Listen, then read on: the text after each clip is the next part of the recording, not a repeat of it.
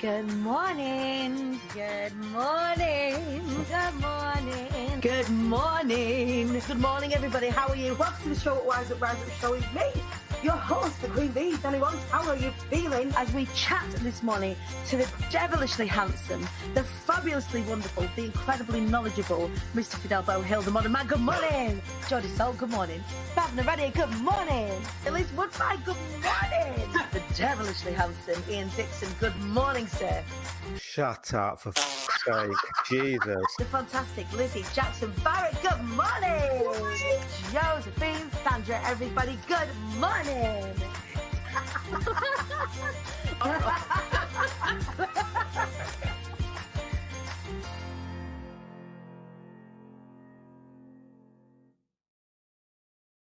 Good morning, Shaky Bones. It's Friday. We made it another week, first week down in February. How you doing? Are you doing good? Did you miss me yesterday? I don't know what's happening. My lighting is a bit funny, but I assure you, my eyeshadow was blended. I've been up quite early this morning. But good morning, everybody. I hope you are all well. I hope you are all ready to slide into the DMs of the weekend and go, how you doing, like this, because why not? We made it to the end of another week in lockdown because we rock. Well done, everybody. Everyone get in here and give us a cuddle, give us a big squeeze and let us know what your wins have been this week. We've not done this for a little while, and I really want to pick this back up. We share our successes, we share our challenges in this community, and I want to know from y'all, what have been your successes this week? What have been wins for you this week? It could be something really simple. It could be like, I don't know, I brush my teeth every day this week. It could be something like, I just secured a massive contract with a client this week and it's worth £1 million. Like whatever it is, I want to know. I want to celebrate with you today. I want to lift the vibe as we move on into the weekend. We have got the incredible Lindsay McGlone joining us this morning, friend of the show, and dear friend of mine. I'm excited to share her with you in all of her gloriousness. Who's first past the post this morning? It's Joe Gilbert. Good morning, joining us from Lanzarote. Our international audience are coming through today. Susan Hutton, good morning. Good morning. Hello to all of our usual suspects. If you are watching in the IATQB Hive or on my personal profile, please do us a favor and give StreamYard permission for us to see your name. Now, I know that this is Jojo, but why have you not given StreamYard permission for us to see your name, Jojo? Who was yesterday's host? She took the helm for me whilst I had some meetings to do early doors yesterday. It was a big day in Dannyland. Not necessarily in IATQB land, but in Dannyland yesterday it was a big day. For those of you that know my story, will know that my dad is in a home. He had an accident a number of years ago.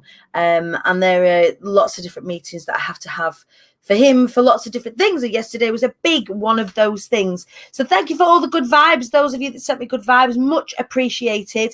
I gratefully received them. Good morning, Govinda. Thank you for joining us. If you are new to the show, welcome to the show at Rise Up Show. This is my little platform to share all of the wonderful people in my community and beyond with you, to inspire you, to motivate you, to delight you. And all three things, all three boxes will be ticked this morning. I have absolutely no doubt in my mind. So updates from me. What have I got to tell you? Did you enjoy the sex talk yesterday? We had sort of oodles of sex positivity coming from the fabulous Jessica Staniforth and obviously Jojo Smith at the helm. Give us a sec. Oh, my wins were sexy talking on your show. Yeah, exactly. And the first Fabi Sass workshop started and went so well. I don't know why I'm nameless. I don't know either, but we know it's you, Jojo. But yeah, I really want to know what your wins are for this week. So wins at IATQB.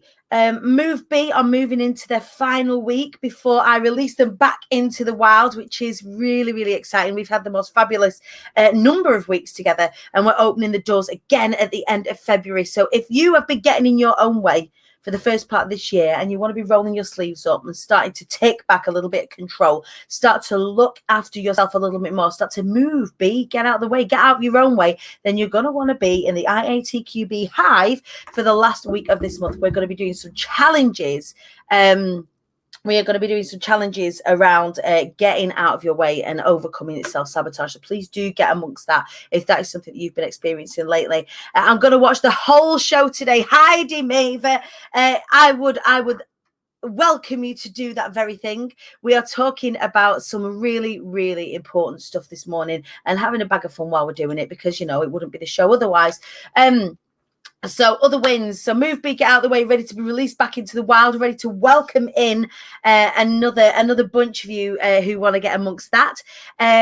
The Be More Overnight Success Program has only 2 spaces left, and then we are done. Can you believe that? We only dropped it on Saturday. We start in March. Anyone wants to know about the Be More Overnight Success Program, the Power 5 Incubator, you're going to need to get in my inbox over the course of today or over the course of the weekend. We might even be able to get started if everyone jumps in. We might even be able to get started in February as opposed to March. So if you have been having a look at the Overnight Success Program thinking, is it for me? Then you want to get in my inbox and let's have a little chat about it. Susan had a COVID jab. Oh, wonderful. I'm so pleased that you had your COVID jab, Susan. Thank God that you'll feel a little bit safer right now. However we feel about vaccinations, however we don't feel about vaccinations, I'm just glad that we have means to try and keep ourselves safe and get into some semblance of normality again, because my God, I want to hug you all, and it's going to get awkward as soon as we're able. I'm just going to go around hugging everyone. It's going to get awkward. People are going to have badges saying like I'm not here for hugging or I'm here for hugging, just for when they meet up with me. Good morning, Pixie Knowles. Welcome to the show. Kylie Anna in the house. How are you? We are on Heidi's big telly. Does anybody else stream the show to their big telly so it feels like we're on the actual telly? I know I do that with some things. Just had a scrap with StreamYard. I think I won. She is back. Rest today. Here it can be tough for 24 hours after the jab. Has anyone had any experiences with this where they feel where they feel a little bit rough in the days after? And the same with with lots of flu jabs, is that you might feel a little bit rough after. So sending you lots of love and hugs. And if you are one of our vulnerable members of the community, I'm sending you huge amounts of hugs, and fingers crossed you get your vaccine sooner. We can start getting back to some semblance of normality. All right, y'all, enough of me gassing on at you, enough of me chatting bubbles at you, and let's start chatting about some important stuff as we welcome onto the show today a friend of mine, a friend of the shows, a friend of the IATQB community, and just an overall belter, Lindsay McGlone. Hello, you. Hey. Hiya. Here she is, resplendent in Muppetry. Looks good, doesn't it? I love it. I feel underdressed. I'm in my Friday comfies, ready to coach for the day. I'm like, I've got my sleeves up, I'm ready. And you are looking fly this morning, Lindsay. Thank you. I'm ready to shoot lots of content. I'm gonna do it. I love it. So you're shooting content because you are an Instagram influencer, right? Yes, I'm scared of saying that. We all press at minute. I know, how dare you can't be influenced. I think it's those influencers that are flirting and touting around the COVID rules that are getting the backlash for the majority, aren't they? Yeah. Well, I'm not going to do that because I work in care. So absolutely. So quite the opposite. So we've got Lindsay, who's actually a frontline worker, a key worker in care. You was just doing a little whoop whoop in the backstage area, in the little viewing box in the behind of StreamYard, because you've had your vaccine, right? Yeah. Oh, I'm happy because I know it's been a rough for everybody. It's been a rough 20 months. It's been a rough 12 months. What are you doing? Can I have the ice cream? Can you have an ice cream? Can you have an ice cream, Lindsay? Yeah. Lindsay said, yeah, go and get one then. 20 to 10, it's all right. It's after 9 o'clock. She's made up. She's gone to go and get an ice cream now. Yeah, so it's been a rough and a very strange and interesting 12 months for you for lots of different reasons, right? Yeah, it has. So like the juxtaposition of working in care and then like, I'm going to say business. You've taught me my business taking off. It's like, it's crazy. Like the year that I found the hardest has potentially been my most successful year as well. So that's really hard to like comprehend. And I should be really happy, but obviously COVID and the stress at the day job does take over a lot. And, you know, I've had a lot of personal stuff, and I've had COVID, my mum's had COVID, my granddad did have COVID, and we lost him last year. So, like, it's been a crazy year because really it's been my most successful, but literally my hardest year. Right. And it is the same for so many people that in Louisa Herridge, who came and guested on the show the other week, she has a group called the Bloomery, and the Bloomery is where iron is forged, and the strongest metal is made under the hottest of heats, right? The diamonds are made under the most intense pressure. And I feel like the growth, as your friend, I've sort of seen you kind of go through all of these things, losing your granddad and all the things that have been going on, and also the huge wins, this sort of realization that the power that you have in your particular field, and we're going to talk about this now today, the power that you have is just, it's like growing. It's like you're in the fire now and you're becoming this incredible diamond that you were anyway. And it's like you're just starting to shine and more people are seeing you. Tell us more about the work that you do, because it's amazing. So I'm an activist. So I speak about how society treats larger bodies predominantly, and how internalized fat phobia is part of society and affects how we treat ourselves and others, whether that be that we are slimmer, whether that be that we are larger, because we have a perception that larger bodies are less than. Not everybody shares that perception, but we can't hide away from the internalized belief of society that we have that perception. But also on the side of that, I also do my social media, which for years I've been saying I'll take it seriously, one day I will, one day I will, one day I will, and then like in the last 5 or 6 months I've taken it seriously. So I teach and coach how to use Instagram, also on the activism and change maker sides, but also on the business side, because a lot of what activism is about is, you know, being heard and getting people to understand your point of view. If you're wanting to sell a product, if you're wanting to sell a service, you want people to hear you and understand you. Right. So really it kind of connects. And I've got my experiences of working in support work and working in care, so that means I can share about accessibility and inclusion, and it's coming from a place of sincerity and integrity, because I actually give a, I nearly swore then. I actually care. You swear, you're on my show. You give a shit. I actually give a shit. So it's really interesting to see like business and corporations perceptions and minds change about things that they necessarily didn't realize were important.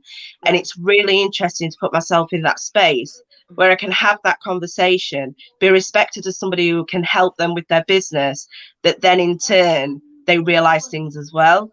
So that's how I kind of work to make sure that I incorporate my activism in all parts of what I do. Yeah, and it when I talk about branding, and for those of you that do, in fact, if you have you got iPhone, Linz? No. Bums. I know. Because you know, like over on Clubhouse, you would be doing some things. So I'm over on Clubhouse at 11 o'clock for the Big Brand Club. And one of the things that we're going to be talking about this morning is showing up. And for showing up isn't just about, you know, going live every day, but it's actually showing up within your authenticity, within your value set. And you do it so beautifully. And the topics that you speak on, the topics that you advocate for are controversial, you know, and the reason why I love having you on the show is because we get to bring these conversations right into people's, you know, breakfast tables, or on Heidi's big telly, or, you know, into the kitchens or into the lounges, or if you're having a lie in this morning, you're avoiding homeschooling, having a scroll if you're led in bed, bringing these conversations right to, you know, the lay people. Because when we think about activism, we often think about people that are being politically, or people that are politically charged, and they're on the periphery, they're on the outside trying to make the change on the outside. We're actually, change needs to happen from the inside out. Change needs to happen with your public. Change needs to, because the problems that we face as fat people, I'm a fat person, the changes that we need to see they need to become normal. So they can only become normal when we bring them into a normal normal space and not on the outside of stuff.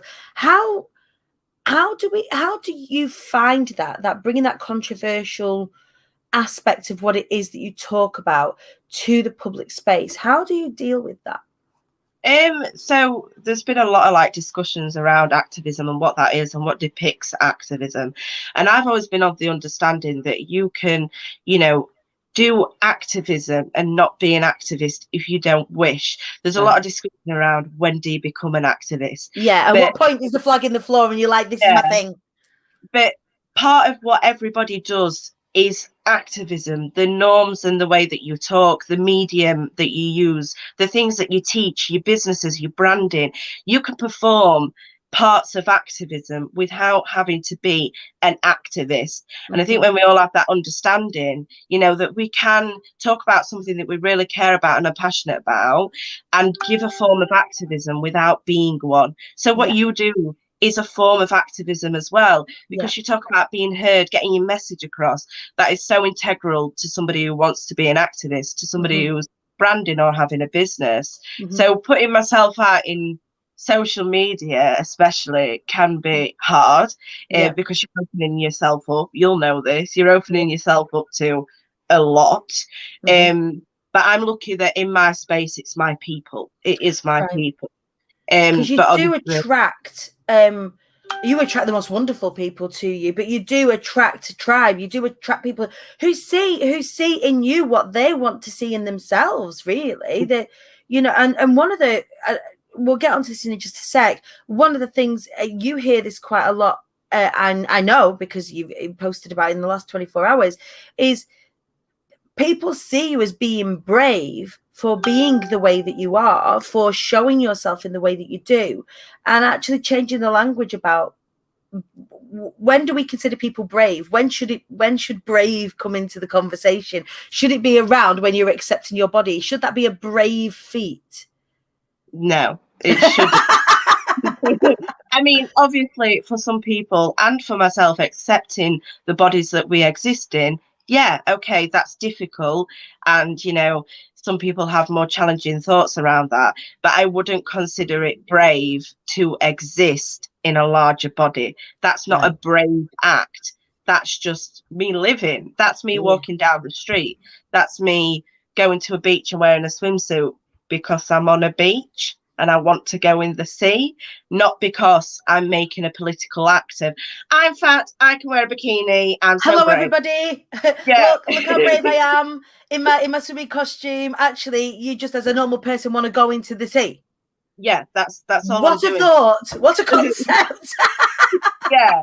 And this is like, if I said to a straight-sized person, like, you're so brave for being on that beach in that bikini, you are so brave. Look how brave you are playing with your kids on the beach or having a dip in the sea, or, you know. Gone out. They'd look at me gone out. Like, they wouldn't understand. So I always say, if you're going to say something to a fat person, imagine saying it to a slim person first and then say it. Like, literally, the things that get said to us, if you said that to a slim person, it just would sound unholy stupid. Like, I'm sorry, but it would. So I'm not brave for existing. I'm existing. You're existing. You're brave in other areas, right? So you're brave in the things that you know you won't back down, and you're brave in the challenges that you serve to people as well. And one of those challenges is around inclusivity around social media as well, isn't it? So if we look at activism, your activism as a whole it is about inclusion. It's about bringing as many people to, especially with your social media marketing business side of your business. You want to bring people to you, don't you? And it isn't a wholly inclusive space for lots of different reasons. Talk to us a little bit more about that.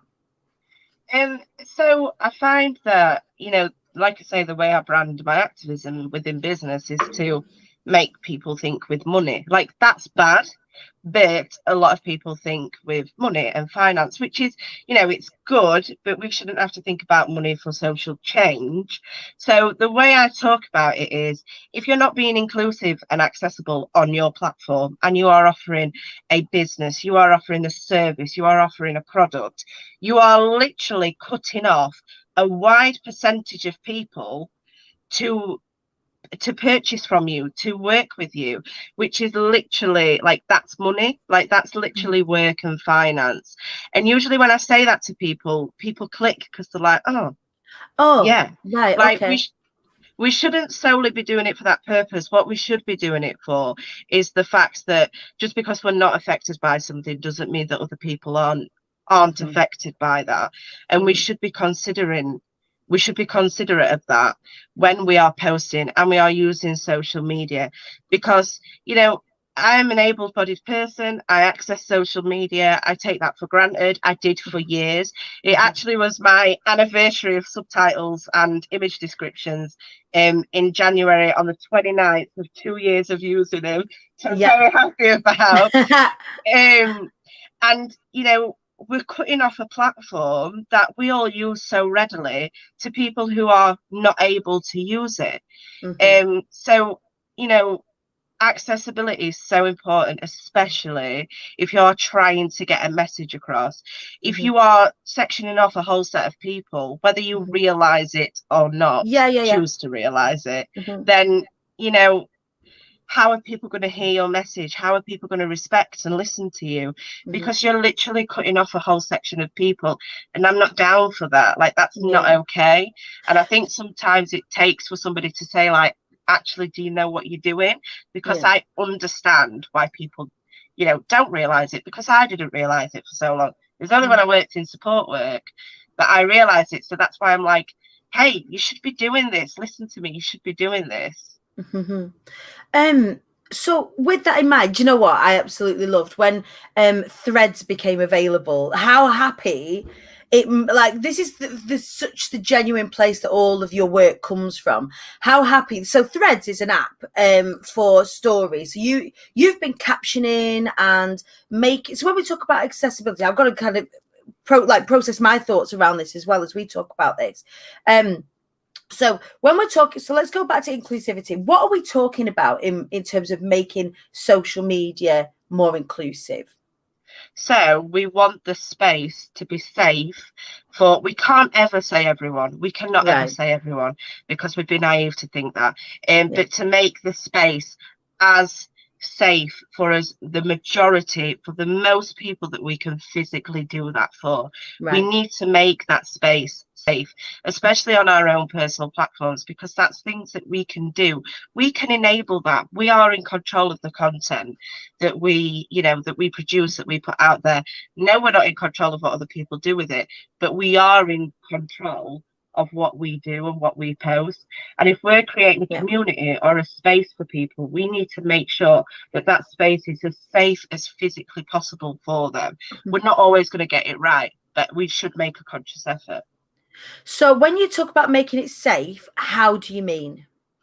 So making it safe by including people in conversations, making sure that you are, you know, making them feel included. That's really, really important, but not in a tokenistic way as I'm going to include this kind of person in my conversation and I'm going to include this kind of person. It should just be a given that we do that. If we say women and men, we are cutting off a whole set of genders. And, you know, I worked with a period company and I said people who bleed, and I lost about 300 followers. This were over like a year ago. And I remember it so vividly because people were so, what do you mean people who bleed? And that's the thing. You probably will come against, you know, criticism and things. But I always say that if you do come across criticism and angst and things, would you really want to work alongside that kind of person? Are they people that you want to be butting heads with? Like, they're not the people that I want in my space. They're not the people that I want to work with anyway, or that I want to engage with or follow me or speak to. Do you know what I mean? So it kind of weeds out the rubbish. Let the trash take itself out. And I don't mean if you don't understand something, that's one thing. If you're not aware of it, that's one thing. And I understand that for a lot of people who talk about periods specifically, you know, when we talk about people who bleed, that's cross-gender, because there are members of the trans community, there are non-binary people who don't subscribe to being female. They aren't, because that's, they're just because their biology is such does not necessarily mean that their heart is such or their mind is such. So when we're talking about people who bleed, that it's a strange concept to people who've been living in the binary for so long. Absolutely. As a performer, one of the quickest ways to include people is to stop saying "Good evening, ladies and gentlemen." One of the easiest ways to start including people. And I remember Heidi's watching this morning, and she's a compere, and you've been in production and you've been on stage and what have you as well. But understanding that little tiny tweaks like that, I don't say "Good morning, ladies and gentlemen." I don't say just queen bees anymore. It's queen bees, king bees, royal bees. It's like whoever you are, like, come on in, you are welcome. But little tiny changes like that make a massive impact if we were all to start thinking about it. Yeah. And also that, if you are an influential figure, which everybody is, you are putting that message out there to the people within your circle, and you're saying, let's have this conversation. I'm here for it. I want to speak about it. You're safe with me, and we should be doing that, especially if we've got a decent sized platform, especially if we've got that influence over people, because it shouldn't always turn to the most marginalized person in the room to have to speak about an issue, to speak about something that they are affected by daily, because the emotional labor that takes, they shouldn't have to do that. It should just be a given. Things like using, trigger warnings and content warnings, chuck in a sensory warning. Don't just use content and trigger warnings. Use sensory warnings for people who can have sensory overloads from things like loud bangs, flashing lights. It's just showing that, you're making that effort, that you're being that slight bit more considerate. And yes, some people will think it's overkill, and some people look at my stuff and they're like, is that really necessary? But I feel that it is, because if one person sees that and then takes down my stories, so that they don't have a sensory overload, or they don't have to see something they don't want to see, that is enough for me, because I'm protecting that person as much as I can. Or conversely, if you're doing things like adding subtitles and captioning to include somebody, then you know that you can bring them into your audience. So it works both ways. You're allowing people to remain safe by choosing not to engage with your content if it's got some sort of, say, trigger warning on, for example. Or like, say, conversely, if you are allowing yourself to be more accessed, by doing things like captioning and what have you, then it works the other way as well. Yeah, because you're letting people access your content, your business, your influence, your activism.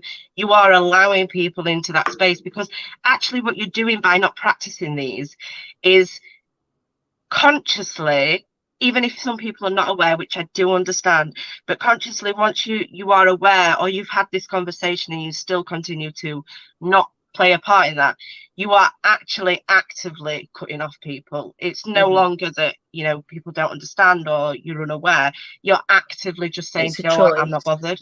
Yeah, I get that. So with that in mind, lots of people that watch this show have influence. Lots of people that watch this show do actively engage in social media. Here we are engaging in social media today. What tips have you got to help people become more inclusive around their social media? Yeah, so using your pronouns, first of all, is really, really important. So your pronouns can be she, her, he, him, they, them. Just putting them on things like your Zoom. So my Zoom will say Lindsay McGlone, she, her. Putting it in your bio on Instagram, putting it on your Facebook bio, where you can add. I'm not very good at Facebook, I'm not even going to lie. It's more Instagram. But including your bios first, your pronouns first of all, using language that isn't so gendered. So morning people, that's the tiniest change that somebody can make, but you're literally including a whole set of people. Using language like I say folks all the time, or pals, or personal favourite shitheads. I mean, or ain't shitheads. I mean, if you want to use that. But using that kind of language is just a really easy switch that everybody can make. So if you Yeah. feel yourself writing men and women or ladies and gentlemen, just take it back and put people or folks or friends or pals or Yeah. bees. Do you know what I Yeah. mean? Like, it works. Like when my angels, my darlings, my loves, you lot get a lot of the time, you know, that's been a conscious effort for, you know, trying, and we get it wrong. Everybody gets it wrong as we move towards being more inclusive. But the fact that you're attempting is even a start. The fact that you're giving it thought is a start. So anybody thinking about beginning, and please do, anybody thinking about beginning to become more inclusive in your language, don't worry about getting it perfect. We had G. Sabini Roberts on talking about her product, which helps businesses become more inclusive by educating. So it's a little course that businesses can buy to teach about becoming more inclusive. And they came onto the show, and at the end, I accidentally slipped on her pronoun and said she. The way that she does is incredible, and they laughed because they knew, like the whole of the interview, we were getting it right. We were having the conversation, and sometimes you do, and it's not about being perfect. And the ask is, and it isn't perfection. The ask is begin, I guess. Yeah. So go on. No, go. No, I did a lot of talking then. I was just going to say, like, subtitles are so, you know, they're accessible now for us. Like, if we dare use that word, you know, we've got no excuse for subtitling now on Instagram stories. If you download the Threads app, I mean, the Threads app is problematic in its own way, but I'm trying to deal with that. If we use the Threads app, you literally download it and it uploads directly to your story on Instagram. Yeah. You press record and it subtitles it for you. So and you can go back in and edit it if it doesn't quite pick up. Because I find that the subtitles that are a part of Facebook that are attached to the show, sometimes I'm saying all sorts of crazy stuff. In conjunction with the crazy stuff that I'm saying anyway. But it's, especially if you speak fast, sometimes it's hard for those subtitling to pick up. But it was a great tool that came out towards the later end of last year. That I was so excited. Honestly, I was in love with how excited you was about it. Because I remember I saw you get it, and then Heidi got it. I was like, "Whoa, this is amazing!" But still, remembering to do that, it's just a little click, a little change in behavior that allows for it. You can't do things like talk for long amounts of time. So you have to do separate 15-second stories. But still, instead of going, "Oh, I don't have time to caption," that takes that out of the conversation now. So there's an app that does it for you, and you just have to edit it. So Threads is incredible. And for any of you watching that want to give it a go, I'd love for you to download Threads and upload some stories today. Tag me at the Queen Bee Danny and Rolling with Lindsay. It's rolling with an N and not a G at the end. But do tag us on Instagram if you've downloaded Threads today off of the back of this conversation, and just have a bash and have a play with it. So yeah, that's a way you can really begin. So thinking about pronouns, thinking about inclusivity within how you're talking on your social media, saying folks, people, friends, angels, loves, darlings, king bees, queen bees, royal bees, and everybody in between, you are all welcome. So changing that language, but then also having a look at ways that you can capture stuff. Can you use it for videos? Jan Price is just asking. So what you can do, it's a bit of a complicated way around it, but you can record it onto the Threads app. You can save it to your phone, and if you put them all together, you can technically use it for a video. Yeah, it's not as easy as you'd like it to be, but it's still a way that we can consciously, what's the sake of cropping some videos together? Yeah. When in the other respect of cutting off a whole audience. I know what I'd rather do. Yeah. Yeah, absolutely.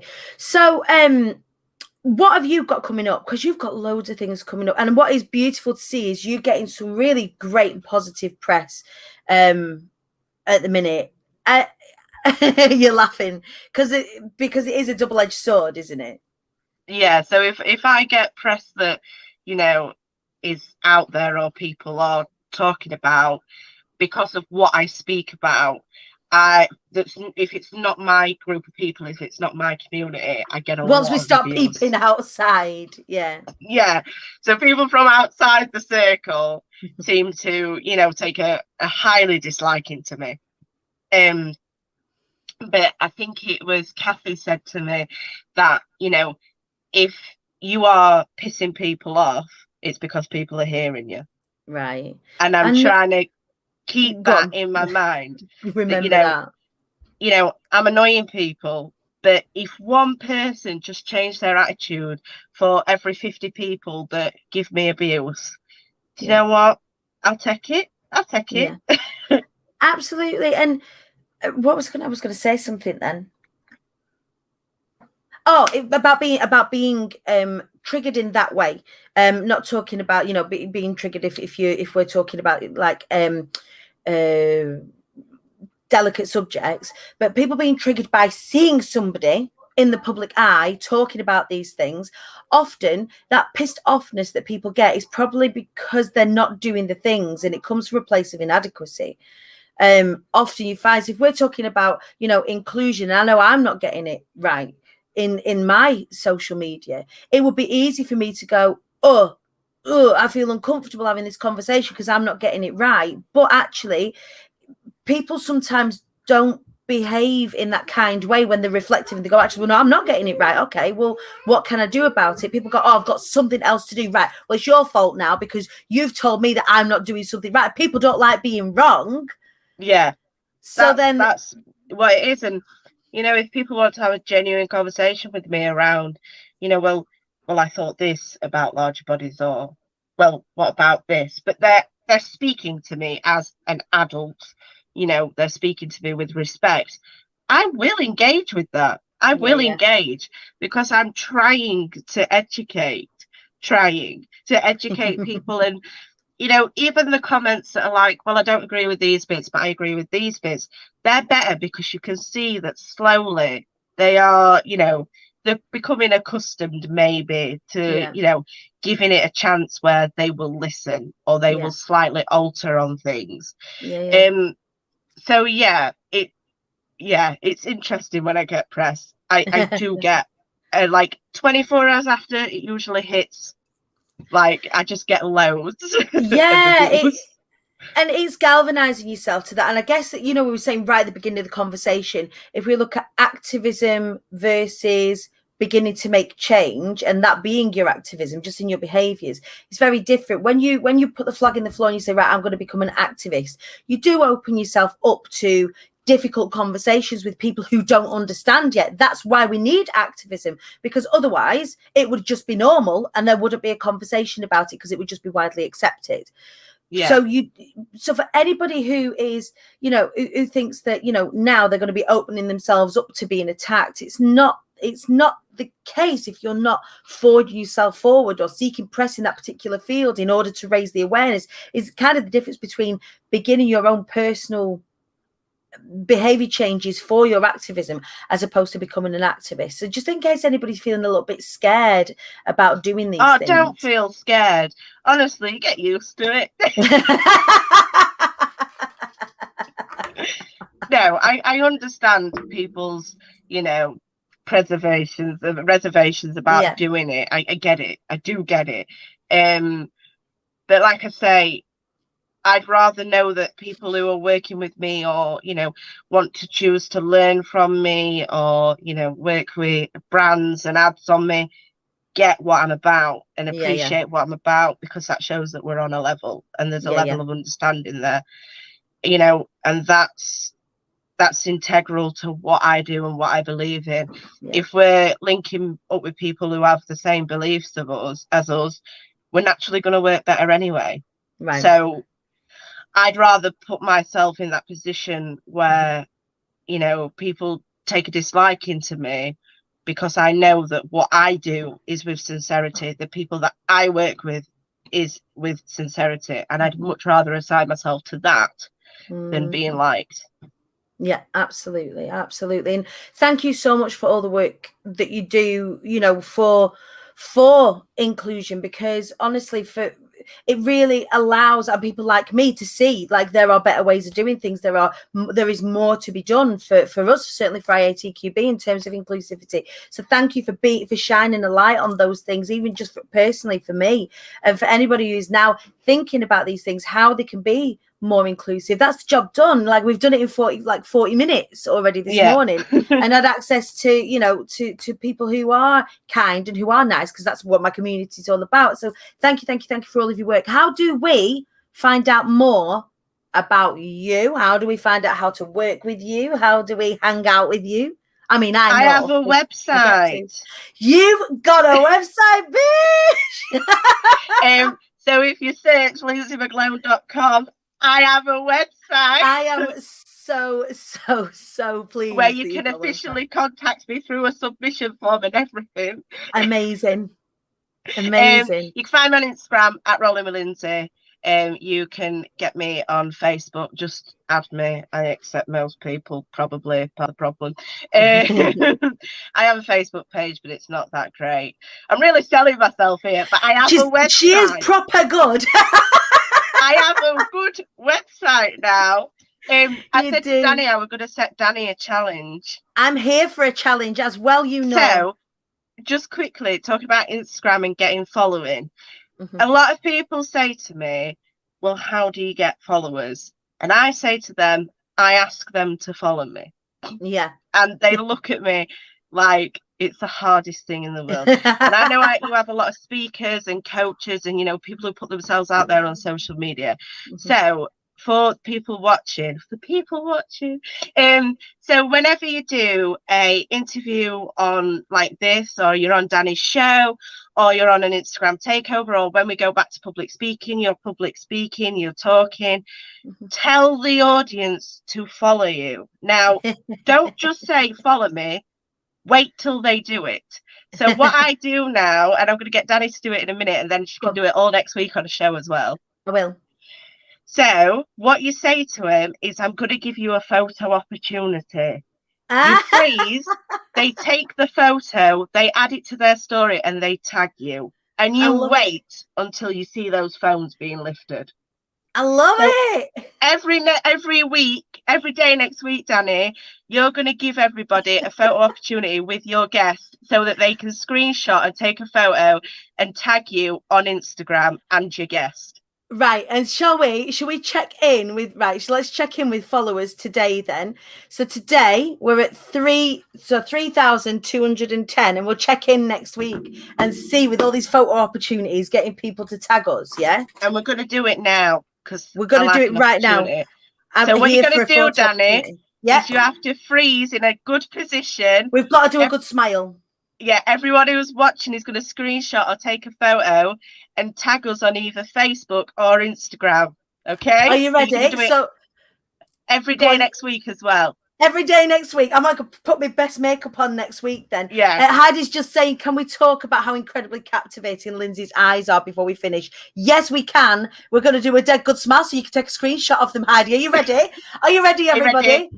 So give us a you've smile. got to do it if you're watching. It's the only way it's going to work. Are you ready? I'm ready. Freeze. Oh, look how you feel. So seriously, if you ever public speak, get the mic and say, I'm going to give you an opportunity to take a photo of me now. And you're going to smile. And if you don't see phones being lifted, you go, no. Seriously. And it works. It absolutely works. So for any of you that are going in and out of people's communities, that are doing public speaking, that are clients of mine, that go and do this, and it's going to have a direct impact on the amount of followers you get every time you speak. Absolutely. Definitely. I love it. So we're at 3,210. Let's see where we are next week by doing the photo opportunities for stories. Please tag us at the Queen Bee Danny, and please tag at Rolling with Lindsay as well. Lindsay, I love you. Thank you so much for all of the work that you do, because you are phenomenal. Both in your activism and being a frontline care worker as well. You are a phenomenal human being. I cannot wait to see you and go out for bevs. Oh, all the best. All the best. All right, my darling, thank you so much. The Fierce Fat Feminist, rolling with Lindsay McGlone, all of her guys. I love you. We'll see you really soon. What an absolute superstar. What an incredible show this morning. Please do go and follow Lindsay and her work. She is phenomenal. From talking about body acceptance, talking about inclusivity, talking about sex positivity. You get everything by following her. She's just absolutely wonderful, and we love her. She'll be back on the show, no doubt, within the next 6 months to tell us what else she's getting up to, because I know she's got lots of exciting irons in the fire. All right, you lot, happy Friday to you. Please do go on, get over into the IATQB Hive, which is here on Facebook. It's my free community. I'm going to pop a thread up to ask you about your successes this week. I want to be celebrating with you as we slide on over into the weekend. I love you guys. You are phenomenal. You light up my world. Stay safe. Look after each other. Look after yourselves. And I will see you on Monday for another awesome week on the show, Rise Up Show. Take care, everyone.